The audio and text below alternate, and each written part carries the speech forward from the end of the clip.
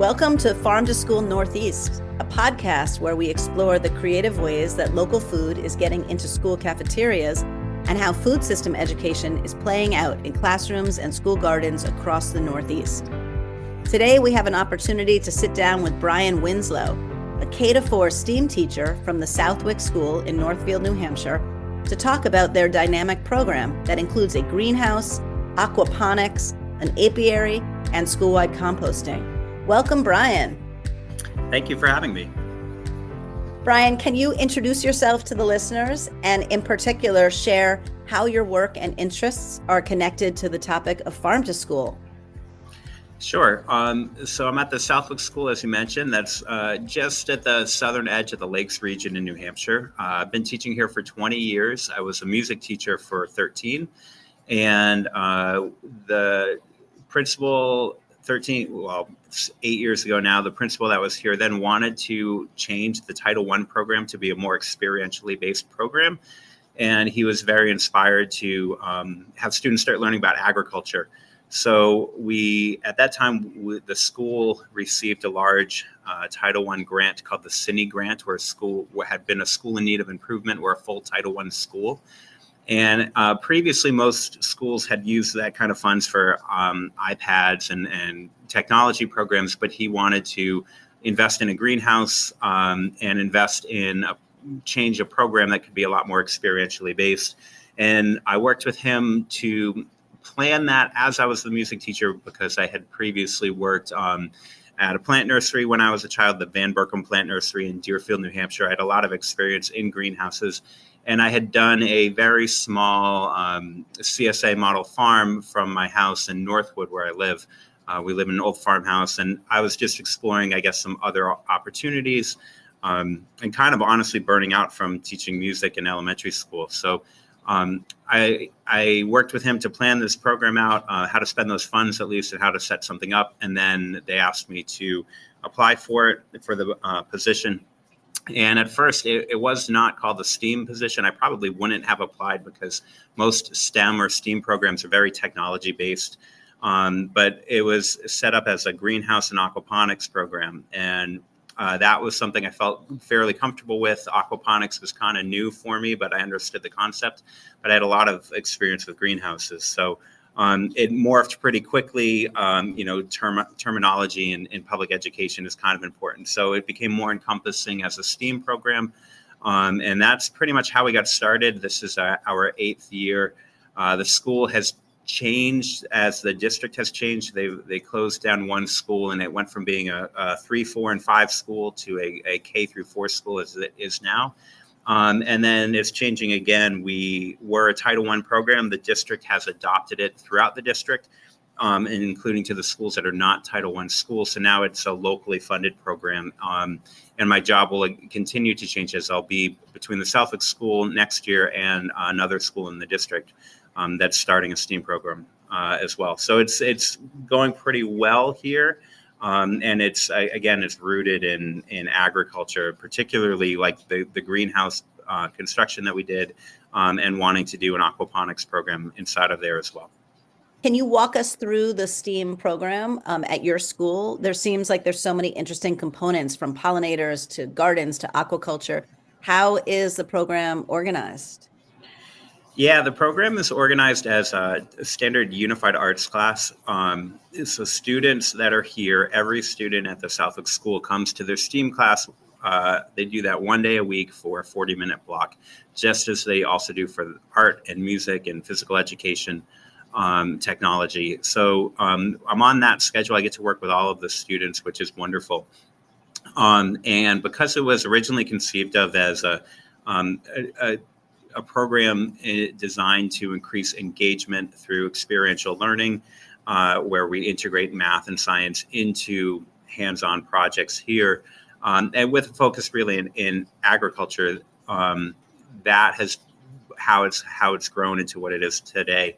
I had been a beekeeper before I was the STEAM teacher here, and I was doing an enrichment class in addition to teaching music. I was teaching in educational jargon. It's RTI, or response to intervention, which is like pull-out programs. They've replaced like gifted and talented programs. It's kind of the same idea for the students at the top, but it also allows teachers to focus on students that have a deficit in one particular area. It's a common model in public education, but I was helping to support that by taking some of the students looking for enrichment and teaching a beekeeping course that was integrating math, at the 4th and 5th grade level.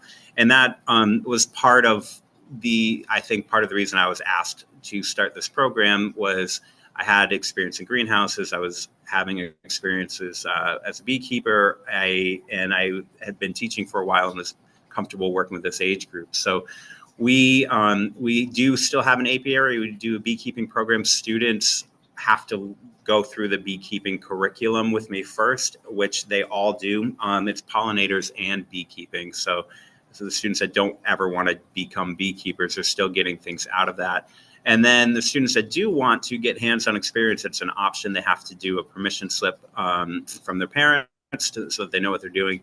They take a recess time, and instead of going out on the playground, they put on a bee jacket or a bee suit and come with me to the apiary and open up some beehives and experience beekeeping hands-on.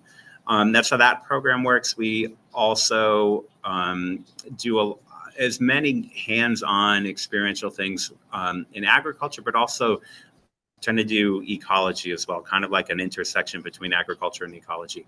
So one of the other programs that we do is the New Hampshire Fish and Game Department does a program called the Trout in the Classroom program, where they give schools that have the equipment trout eggs for eastern brook trout.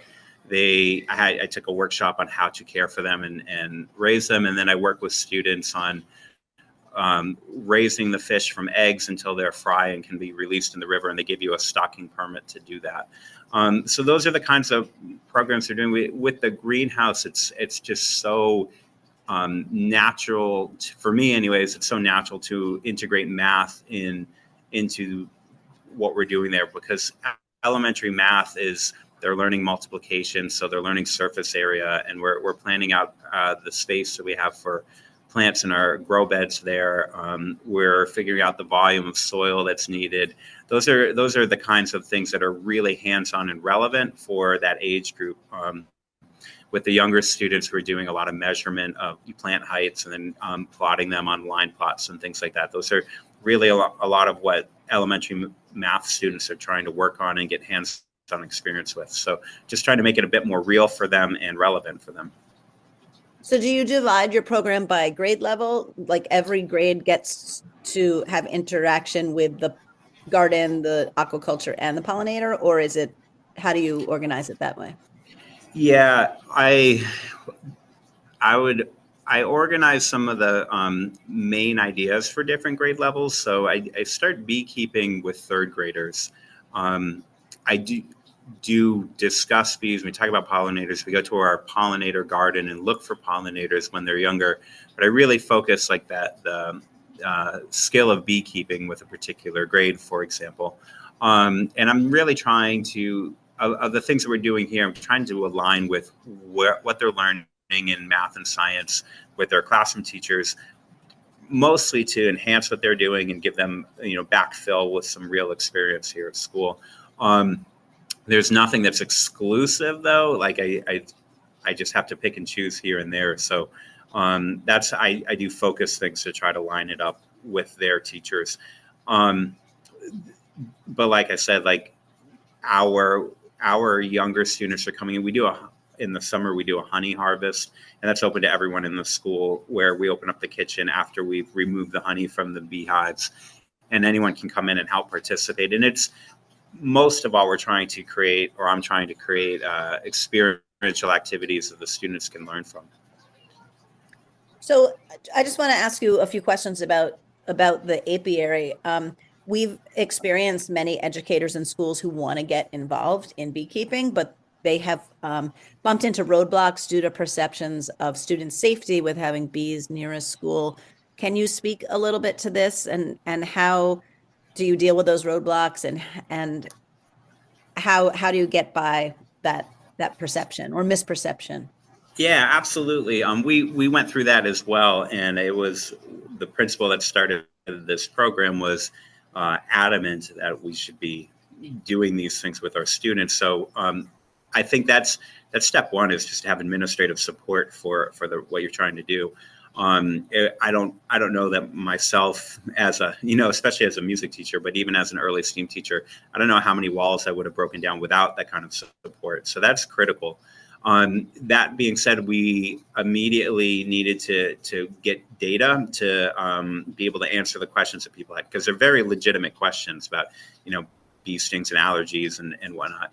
And we had to bring forward a plan that attempted to mitigate really all of the concerns that anyone would have. So we've sited our bees on campus, but in an area where students would never accidentally be. So for us, that's out in the front of our school behind a chain link fence off to the side of the parking lot, which happens to be a pretty good location for bees to get some southern exposure to the sun. It's got a tree break to the north and to the west.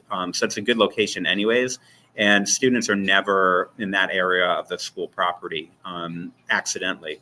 Then we had the insurance program, the school district insurance really had no problem at all. That wasn't a barrier, because bees they blend between livestock and wild animals, and they go wherever they want. You can't pasture your bees, for example, and withhold them in a fence like if you had a school pig or a school sheep or something. It would be a different idea. And so from the insurance perspective, if students are going outside for recess, they're being exposed to stinging insects, and there's not really much of a difference as long as the beehives aren't right there on the playground where the students are regularly going to be. The concern about allergies, the nurse who was here at the time actually has an anaphylactic reaction to bee venom. And she was adamant that should not stop her students, that's something that schools can overcome. And the way that we attempted to mitigate that is, one, letting everyone in our school district know that we have bees here. Anyone that wants to participate hands-on with the beekeeping, they do a permission slip, and there's a questionnaire about allergies and experience with being stung and whatnot. When I do bring students, I check in with the nurse so that she has a record of who's going out there. She knows exactly which students are there and when they're there, and it's not for that long of a time. And then annually, our school nurse will lead the staff through a short training on using an EpiPen in the case of emergency, which goes along with the students who have nut allergies and other allergies as well. So it's not just for beekeeping, but we started doing that annually for the staff once we started the beekeeping program. Thank you. I think that's really helpful information. And I think that the way you scaffolded it in these steps will really help other schools who might be interested. I hope so. Beekeeping is this huge, fascinating world. I very rarely do I get students when we're learning about beekeeping and not even getting hands-on, but just starting to talk about how fascinating the caste of bees are and how bees support each other and how they live their lives and what we know about them. It's a very engaging topic that leads students towards a lot of parallel learning. It's wonderful for schools, but it's also, for me personally, it's a relaxing activity. I love being with my bees in the summer on a nice day, and it's something that I encourage people that are interested in to look into. And it's unique. It's something that students and schools can be proud of if they're able to pull it off. I know you have a focus on pollinators, and I read that you might be starting a monarch way station as well. And could you talk a little bit about your monarch way station and how do you connect that to classroom learning? Yeah, absolutely. When I first started the STEAM program, a parent who I taught her older children, she's a master gardener from UNH and started volunteering a lot of time and really wanted to help to put in a pollinator garden. And her name's Sarah Marcoux. I don't know that she's doing a lot with master gardeners anymore because she started her own farm and doing a lot with like goat milk soap and things. And really, she's doing great great, but she lives within walking distance of the school. And along with our pollinator garden, she's just super helpful for me in the summer because I live about a 45-minute drive from the school, and she can check in on the greenhouse and water things for me, and she's wonderful. So that's an asset to a program like this. But she really pushed forward with getting a pollinator garden in place. And then we had students whose parents worked at I think it was Brochu Nursery is one of the tree and shrub nurseries in the area, and they were able to donate some materials. So we had students plant a garden kind of back near the far end of our playground near the woods. And part of that, in researching that and working with them on that, I learned about the Monarch Way Station program. We deliberately planted milkweed as well as flowering plants throughout the season so that we could support not just monarchs, but all sorts of pollinators. And the way that I use that, along with it just being a nice place to be with students, is I do a lot of data collection with students. So we do a bit of a spring survey and a fall survey where I bring students there. These are with a worksheet, if you will, a data collection sheet on what they're likely to see at certain times of the year. So the monarchs we're looking for in the fall, but we're looking for swallowtails in the spring. And we'll just go and we'll stand there and they'll just count how many different insects that are landing or pollinators, I should say, are approaching the flowers. And then again, we use that for data representation depending on the grade level. That's an activity I do with most of the students because it's nice to go and look at flowers and look at who's interacting them and realize they're more than just these pretty things, but are these entire universes to our pollinators. So I try to get out there twice a year in the fall and in the spring with the students, and then use the data that they collect for whatever developmental math standard would be appropriate for the grade level.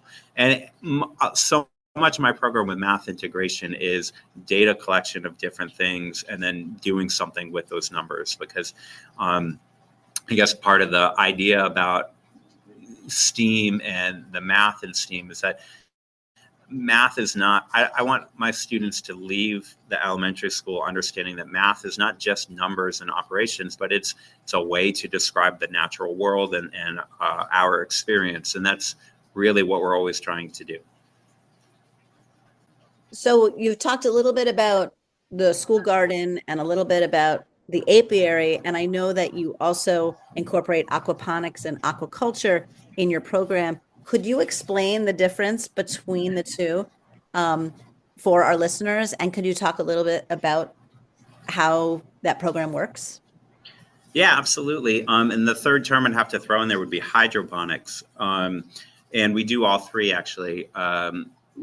Hydroponics, I'll start there. Because we just received from the New Hampshire Department of Education is doing a pilot program where they've supplied a handful of schools across the state with a hydroponic grow tower. And hydroponics is a way of growing plants without soil. And our system has a pump to circulate water to the area of plant roots. Seeds are planted in rock wool, which is sort of like like a fiberglassy sort of material, but it's not fiberglass. And that supports the plant structure, the roots, and it wicks water to the roots. And the water reservoir is where we put in nutrients and minerals to support the plant. And then ours, because it's inside, has a grow light that's on a timer for it. So that's the practice of hydroponics. And then aquaculture is the practice of keeping fish. We keep our trout in the classroom program would be considered aquaculture because we're growing fish and then releasing them. We also keep goldfish. I keep them as a class pet because it's fun to have goldfish in the class. A lot of people will obviously farm fish for eating, such as tilapia in tanks in a greenhouse, or the fish farms that you hear about in the ocean, different species.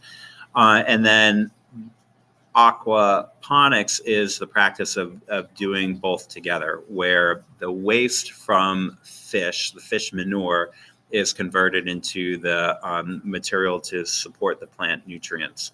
And so we have a system in the greenhouse. It's about a 300-pound tank where we have 12 or so goldfish in there. We had done tilapia, and I don't want to.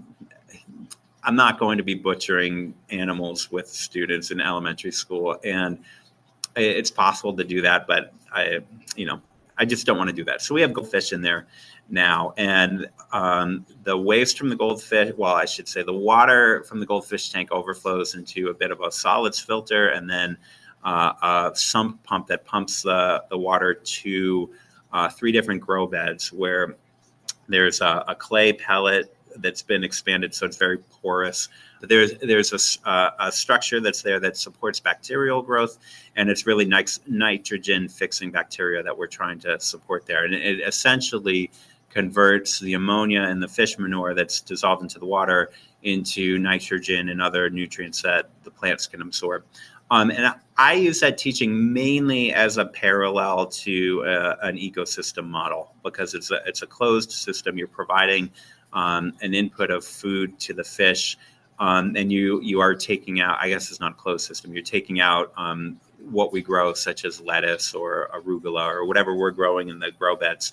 But it's cycling through very much like an ecosystem would cycle through, except that we're not feeding the greens back to the fish. We're taking those for a harvest for us.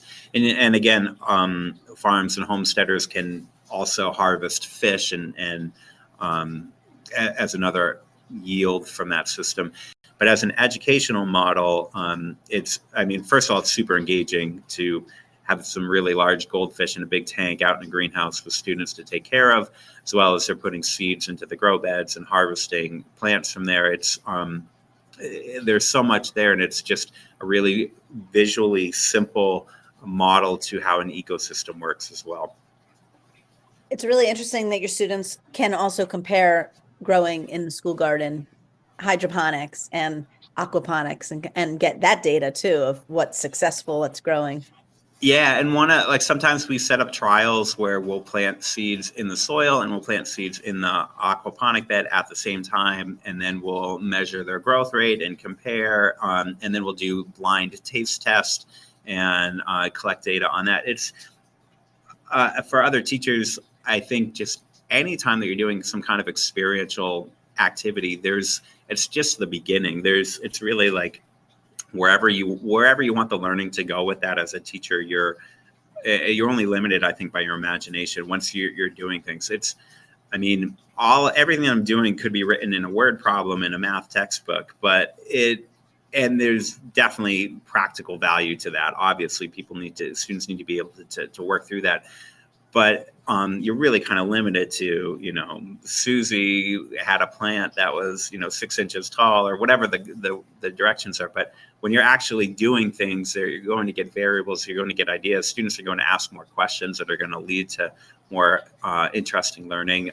And it's just a lot more memorable for students, and that's just going to help them transfer what they're learning to their own situation at there when they need it. Absolutely. So it's clear that your program has many elements and obviously has taken time to get to where it is. Do you have any advice for educators who are just starting out as to where they should focus and how they can feel successful and build a program? I think I'd probably go with kind of what I was just saying. I think getting outside of the classroom and doing something with students is just going to be time well spent. Obviously, if it's organized and planned, everybody gets outside. Everybody in elementary school gets outside for recess, but being able to do some learning and where teachers are keeping expectations and having learning expectations and behavior expectations, and getting outside of their classroom, I think is going to just waken up a whole bunch of students you're going to see a different side of students' engagement, I think.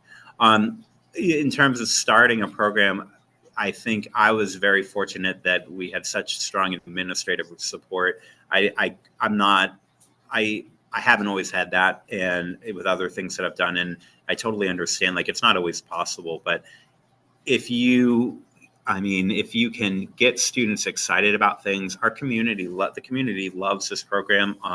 Whenever there's talk about funding cuts and things like that, I don't really lose sleep over it, because I just know, like, the students are engaged, the students are liking what we're doing, the parents see that, the administrators see that. It's it's something that everybody can be proud about. So I think allowing students some time to explore and play and be curious about things, with a focus, of course, but allowing them to work through that just pays off. The time is worth it. Although it's, for teachers of my generation, it's not instinctual. It has to be, you have to kind of sit back and drink your coffee and make sure the students are doing kind of what you're expecting them to do, but understanding that it's going to go maybe in some unexpected directions that are still valuable. And if you can feel comfortable with your administrators and your students doing that, I think it's a lot of fun. And I think it's also just much more engaging and memorable for our students.